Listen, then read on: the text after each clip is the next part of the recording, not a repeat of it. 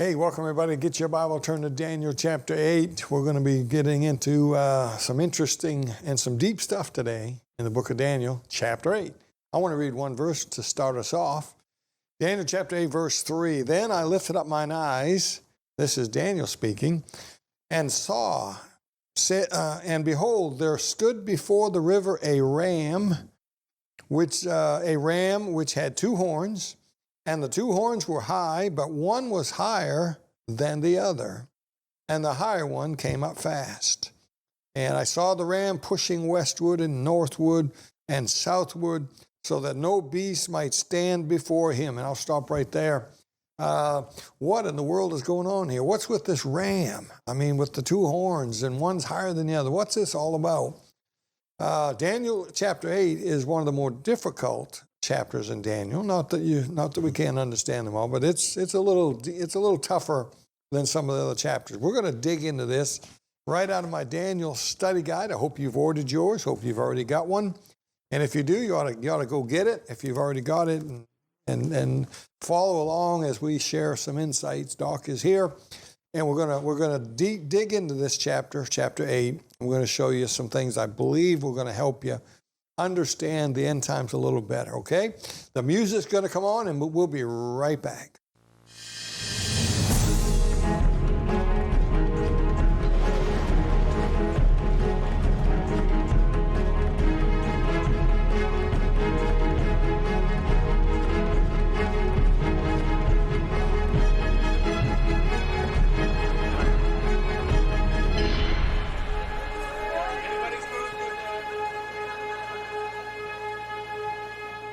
Hey, everybody, glad to have you with us today. Boy, these are exciting days. It's a different country, isn't it?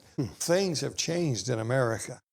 I mean, you look at just the first 2 weeks of President Trump's administration. There's a list as long as your arm, as long as your leg, I think. I think he's done more positive things in 2 weeks than the last guy did in 4 years. Yeah. It's unbelievable. Well, I don't know if he's done too many of any positive things in the past. Yeah. It's amazing what's happening. And we did a little clip for the radio that you folks on TV won't see, but it is on YouTube. You can go and watch it. We did a show, I don't know what we called it, Doc, but we discussed the 10 kings, the 10 kingdoms, the 10 horns, the 10 toes, and the fact that it appears in the end time that there's going to be not just the Antichrist, but there's going to be 10 regions or 10 kingdoms or 10 financial institutions, something, and that they're going to help him rule for a while, but he'll be over them. And I can see that formulating not only in the Greenland, Canada, Mexico situation, but globally, you can see the different groups that are pulling together. I thought of it the first time he said that maybe Canada needs to become the 51st state. My wheels started turning right away. Yeah. See, we think only the bad guys in the Antichrist can bring in this system. That's not true. No. It's very possible that the good guys are also going to bring the world together. And they don't. Folks, you know this well as I do, but the greater majority, if not all of the major politicians in the world, have no idea of prophecy, and what they have is a skewed idea. Yeah. And I think Donald Trump loves America. Oh, I'm confident. I think he is a patriot. I think he wants to help people. But in his position and with all of that, it is affecting and everybody knows it is affecting the entire world. Yeah. And what they don't understand is they're setting some of the final pieces for that Antichrist kingdom. And I say, even so, come quickly. Lord Jesus, amen. All right, so Daniel, we finished with Daniel 7 last week, but I want to go back and touch on just a couple things, and then we're coming right to Daniel chapter 8. Just give us 2 or 3 minutes here. I was looking through my study guide here, and Daniel 7 is kind of long. It's one of the longer chapters in my study guide. And so I saw a few things that I wish that I had said something about. Let me just read you a couple of quotes that are in the book that I wrote here. The Antichrist is the head of the political entity of Babylon. The false prophet is the head of the religious entity of Babylon. I hope people understand that there's one Babylon, but that Babylon is made up of really 3 entities, the economic, the political, and the religious. 17 and 18 chapters of Revelation. And the Antichrist heads up that political entity, a different beast, a different man. He's called a beast in Revelation 13. Now, these are human beings, by the way, folks. These are not angels. Right. These are not somebody that came back from the dead. Nobody comes back from the dead. These are human beings. Somebody's going to be the head of the religious leader, of the religious order. Yeah. Another's going to be the political leader. Yeah. And exactly right. And so the two beasts, by the way, I said this, two beasts never get along. You got to watch them. You put two beasts in a cage, one of them's going to fight for supremacy. There's always got to be an alpha. That's right. And by the way, that happens in the middle of the tribulation. Yep. Get my book, the Henry VIII, the 500-year-old prophecy of Henry VIII, little pamphlet. I share a prophecy. It's not really a prophecy, but it's something that happened in history that's going to repeat in the middle of the tribulation. And it's the Antichrist throwing the false prophet under the bus and going on without him. And so listen to this statement I made here, because I talk about the Roman Catholic Church beginning with Constantine way back in the 313 AD. And his idea was to merge the church with the state. I mean, I understand from a human perspective that sounded good, but it don't work. And I made this statement here: to merge a church with a wild beast creates a monster. Yep. And that's what we have. That's exactly the Roman right. Catholic system. The Spanish Inquisition, millions were put to death, tortured to death. And they don't want anybody to know about that part of history. Yeah. And the Catholic Church helped Hitler rise to power in the 1930s, right? Which was made public a few years ago under, I think Obama was president. The Pope apologized for it. So these are things that have been admitted to in recent years. Revelation 18, I wrote, has all the characteristics of America. I'm not saying it is America. I'm saying it could be.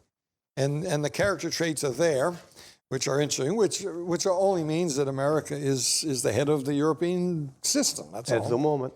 Yeah, at the moment. That could change. Anything could change quickly in our world.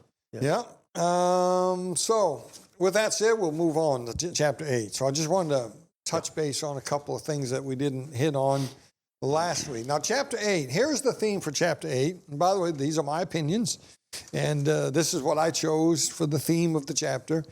And it's this: the ram, the goat, and the Antichrist. Yeah. Does that sound like the theme to you? Well, that's the major players that are brought out in this portion of Scripture. Yeah, and of course, the Antichrist isn't in it. He's shadowed in it. Yeah. And the ram, the goat. And there's actions of that shadow that will be the fulfillment, yet future. Yeah. Yeah. And we'll get to that. First paragraph in the study guide here. Daniel 8 can be confusing. That's important. It can be. If you don't understand, here's the key, Dan. If you don't understand that some prophecies are dual in their nature, when you understand that, this then begins to come a little easier to understand. There's a man we're going to look at who hasn't come yet. He's looking forward, but that man represents somebody forward of him called the Antichrist. All of them were forward of Daniel at that moment. There was something that was coming at the end of the Persian Empire. So Daniel 8 can be a little confusing, as it sounds like the same history lesson that we got in chapter 2 and chapter 7, the four kingdoms of the world: Babylon, Persia, Media Persia, Greece, and Rome. We see some of them same empires here, but it is speaking of the fall of the Persian Empire, which is empire number 2, the Medes and the Persians, and the rise of the empire of Greece under Alexander the Great. So the two middle kingdoms, Persia and Greece. Daniel chapter 8 is talking about the end of that second empire under Persia and the beginnings of Alexander the Great. Right. And even giving you the information of his demise and the end. Yeah. All right. And so it is, in fact, speaking about the kingdoms of Daniel 2 and Daniel 7, but specifically the end of the Persian Empire and some important prophetic details dealing with the kingdom of Greece. he's not only given us some history lesson, and to Daniel, it was a prophecy lesson. Yes. It hadn't happened yet. For us, some of it's happened, but not all of it. The first part has happened, but the first part has a dual prophecy, looking forward to the Antichrist kingdom. Well, the verse that you started with, of course, is a picture of the Medes and the Persians, because it had two horns, and the one horn was greater than the other. Yeah. That's kind of goes back to the last chapter. The bear had one taller shoulder than the other, because the Persians were stronger than the Medes. Sure. Yeah. And so that's who that individual is talking about. So that brings us to our little outline here. I explained the ram and the goat and the horns, and here's what I got. The ram is the kingdom of Persia. You could say Media Persia, but at this time it's Persia. Yeah. Media is they're kind of in the background now, and there's one leader left. The two horns on the head of the ram are the two leaders that the Bible talks about: Darius and Cyrus, King Cyrus. Darius, I believe, is at the beginning, and I think they kind of rule together somewhat at the beginning. They work together because if you do a little background study of all of this, you realize that the Medes and the gods that they served played into all, a religious aspect played into all of this that brought them together to defeat the Babylonians, who had kind of pushed the Medes' God to the side. And so they were able to use that as a tool to bring them together. Okay, so the two horns, and one's bigger than the other. Yeah, the symbolizing Persians. one guy's more powerful. Yes. Of course, that's The Persians that's were- Cyrus. That's why it's always referred to as the Persian Empire. Yeah. But it started out as the Medo-Persians. Not that Darius wasn't a great man. There's some great stuff. The But he was Lion's evidently Den, a great soldier. the Lion's Den in the Daniel Study Guide is precious. Yeah. It's precious. The love that Darius had for Daniel, it's just amazing. He was so brokenhearted when he had to put him in the Lion's Den, and he don't sleep all night, and he runs the next morning, runs to the hole, moves the rock off. Oh, Daniel, does thy God liveth? And it's okay, precious. Doc. It's okay. Yeah. Hey, come on down, have some coffee with me. And all right, so Might not have been that great, but the goat. And by the way, what happens next is sad, very sad. Where the people who tricked the king into making that decree that if anybody prayed to another they god, became breakfast and dinner for the they lions. were thrown in with their wives and their children alive into the pit, and their bones were broken down in the bottom there. That makes me think a little bit about what's going on today. You know, you do wrong and you try to destroy people. Yeah. And the next administration comes on the scene. Guess what? The light's turned on. Yeah. All of a sudden, you're in the spotlight, and judgment. It also shows you the wisdom of knowing and understanding humanity, that a people group that is indoctrinated from the time they're born all the way through, and they're nothing but indoctrination, the only way to change that is to eliminate it. Yeah. This is one of the reasons why no Arab nation, no matter what flavor they will take the Palestinians. Yeah, that's right. And it was just offered again. They wanted to send them, and I forget which country it was. They said, nope. All right, so the goat. So we got the ram, Persia, the two horns on its head. Of course, God uses animals to illustrate these things. And you know, and by the way, what does a ram do? He just butts heads with everything and that's in front of him. what it goes on to say. It don't matter. He stomps in every direction. It don't matter how big you are. You get in the way of I've seen videos of the guys on mini motorbikes in third world nations. Them goats will knock them over. It's funny to watch. Yeah, they don't matter how big. They'll take on a bull or cow. Yeah. And so God is saying that Persia is like a ram. He don't mess with him. Don't get in his way, because he's coming through and he's going to butt you in the head. And then he raises up Greece. And that is the goat. That's the goat. And he don't need but one big horn. Yeah. And he not only kills or eliminates, but he stomps it. Now, out. a goat doesn't have one horn, obviously, so God is improvising. He's illustrating. Horns are always prophetically symbolizing power and authority. Yeah. Yeah. And that horn represents a man called Alexander the Great. That everybody watching our show today has heard of Alexander the Great. There's movies about, books about him. Nobody, basically, as far as I know, in all of history, in as short a period of time, accomplished what he accomplished militarily. Nobody. Yeah. Someone said by the age of 29 or 27, as a young man, he ruled the world. Yeah. The world as they knew it. He might have been 30, somewhere along in there, but it's amazing. He was a tremendous soldier. So, Alexander the Great, when I was in Israel, my wife and I, in 2017, one of the places we went was Megiddo. And we're standing there looking down at the valley where Armageddon is going to take place. And that's the same place, and maybe we were standing on the same spot, I don't know, where Alexander the Great once stood and made the statement, this is the greatest battlefield in the world. Now, I don't know if Alexander the Great, I don't believe he knew about the Battle of Armageddon because the New Testament hadn't been given yet. He saw that property, and to him, as a mastermind of battle that he had, he got it from his father. And it's amazing. He did all of this, and how old was he? 36, 7 when he died? He was a young it might have been guy. less than that, but he was a relatively young guy, and 34. Died at 34. And so I don't think he had more than maybe an 8 or 10 year period of reign when he did all of this. But it's amazing. Daniel, of course, in chapter 8, he's having a vision. He's in the palace at Shushan, by the way, which was original Elam. And now it's called the province of Elam, because now the prophecies that you read about in the book of Jeremiah was given about 70 years before this.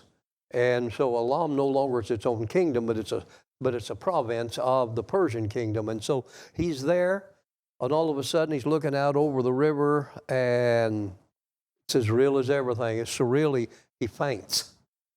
I can only imagine what it must have been like that day. Yeah. Wow. So a little background here.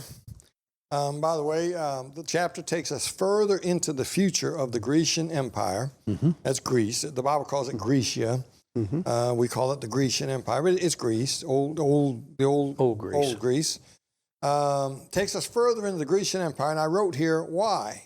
To give history, but more importantly, to give us some attributes of the coming man of sin. That's right. The guy we call the Antichrist. And a little bit about the background of how it all comes and ties together. Because what's going to happen in this chapter is going to happen again in the future. Yes. Because there's going to be something happen we'll talk about in just a moment that is a shadow of really what it's all about, yet future to us. Yeah. So some background. In 336 BC, remember the clock in the Old Testament's going backwards. It starts at counting up shorter. 4,000 going down. Okay, it's confusing. So in other words, 336 before the New Testament begins, as they call it. Actually, New Testament don't really begin till the death of Christ, but anyway. Folks know what I mean here. 336 BC, Alexander the Great his father is named Philip. He was assassinated.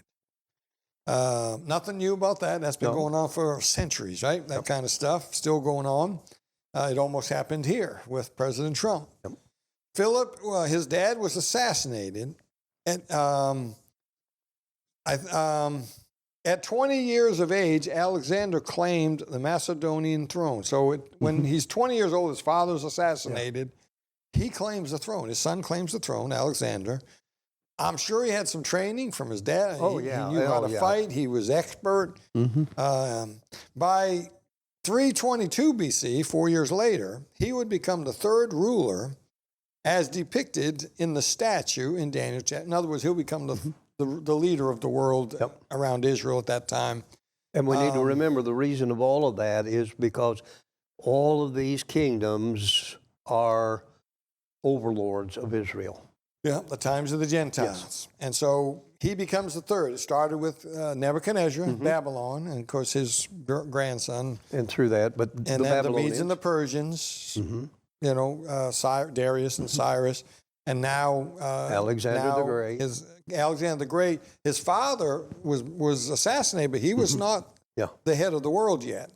Alexander takes over. He kills. He's the one. He takes over the Persians. He's the one that's going to really do Is that the something president about calling? Because if that's I Mr. guess Trump, so. I want to talk to him. No. And don't this has know. never happened on our show before. Yeah. That the doc doesn't turn his phone volume off. Normally, because they work in my Bluetooth and my hearing aids. And now I'm making fun of you, and I'm thinking, boy, I hope mine's off. Because usually that's what I usually have it You turned make off. fun of somebody, and then it happens to you. I'm not worried. So at the age of 20, his father dies. They're still under the kingdom of Persia at that time. 4 years later, I think I get that right, 14 years later, he's going to take over. Alexander the Great's going to go on his military campaign. He'll be the ruler of the world. And then, because he's not married, evidently, and he doesn't have any children, at least Not that we know of. that we know of legally. But anyway, so there was nobody to take his place on the throne. He's known in history as Alexander the Great.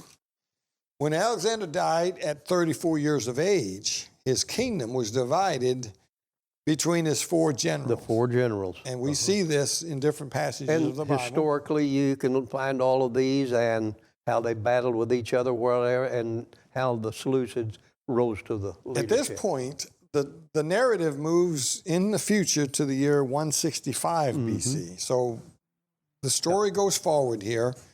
Alexander the Great takes over. Of course, he dies. His four generals are going to take over. They're going to have four regions of the world. That's the four horns that come out of him here in the text. One of them is going to be in the lineage of a boy who's going to become important here. Now, let me read him a little paragraph. The timeline in Daniel chapter 8 moves to the future to approximately 165 BC with the rule of a descendant of one of those four generals. I'm not saying he was his son, but a son's son or whatever. He was in that lineage. He's in that lineage. Because there's quite a few years there, but we've gone from 322 to 165. So, in that lineage of the four generals is a brutal And this is tyrant. the development. You're now into what was called the early days of the Roman Empire. Yeah. Now, just so people don't get confused, the Roman Empire is not ruling the world yet, but they are there and they are ruling their area. They are. But Greece has conquered the world, so, but how do you control it all? But it's been divided up by those four kings. But by the time we get here, Rome has risen. The battle between all of them has brought the Seleucid lineage into what will be the strongest iron leg. And the winner of that battle is going to take over the leadership, right. and that's going to be... That'll be the full-blown Roman Empire. The leg, the iron, and all that, the Roman kingdom. So, the rule of the descent of one of these four generals, a brutal tyrant named Antiochus Epiphanes. Epiphanes, if I'm saying that right. That's how I hear people say it. Right. Now, folks, listen very carefully. He is the little horn in Daniel chapter 8, verse 8. Let me read that. 8:8. Therefore, the he-goat waxed very great, and when he was strong, the great horn was broken. For it came out four notable ones toward the four winds of heaven. Verse 9. Now verse 8 tells us the great horn that's broken, that's Alexander the Great. The four, then the four notable horns, the four notable ones are going to be the four generals. Yes. We know that by looking back in history. You maybe wouldn't have known that without it happening, but now that it's happened, we look back and we see that. The four generals took the kingdom. That's how he set it up. The four notable ones toward the four winds of heaven. And out of one of them, four generals, is going to come a little horn, it says. I'm in verse 9 now, chapter 8, verse 9, which waxed exceeding great forward toward the south, toward the east, and toward the pleasant land. That's Israel. Yeah, and I have a picture of that in the study guide. And this piece of property that this fourth general had, and that this guy's going to come to, he's going to be in that lineage, includes the promised land, Israel. What I want people to realize here, when I say he's the little horn, don't confuse that with the little horn called the Antichrist later on. But he is a shadow of it. He is. Now, the word Epiphanes is one he gave to himself, and it literally means God manifested.